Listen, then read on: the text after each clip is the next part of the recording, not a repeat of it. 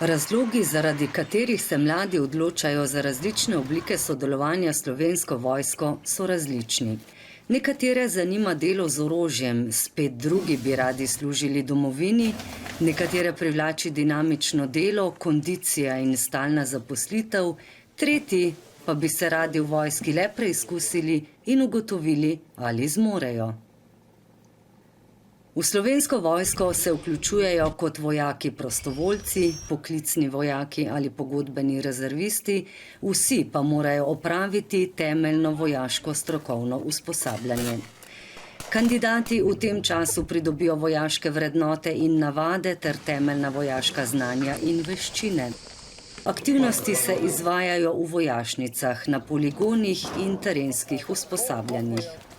V času usposabljanja pripadniki prejemajo plačilo, vojakom prostovoljcem pa se usposabljanje šteje tudi v pokojninsko dobo.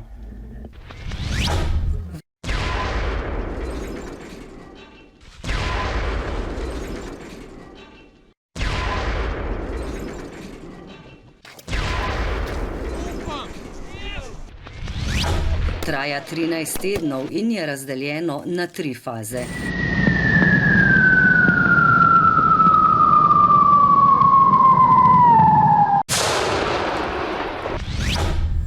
Za vojake prostovoljce, dekleta in fante od 18 do 30 let veljajo posebne ugodnosti.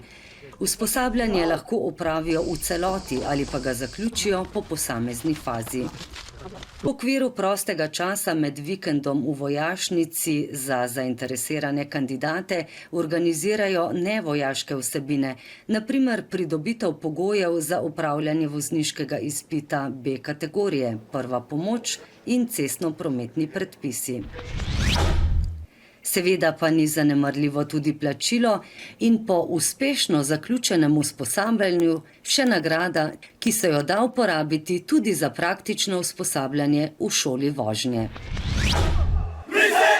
Po končanem temeljnem vojaško-strokovnem usposabljanju so vojaki bogatejši za trdna prijateljstva, bistveno izboljšano psihofizično kondicijo in številna znanja in navade, ki jim bodo koristila vse življenje. Lahko pa se odločijo za nadaljevanje kariere v Slovenski vojski in podpišejo pogodbo o zaposlitvi ali vstopu v pogodbeno rezervo.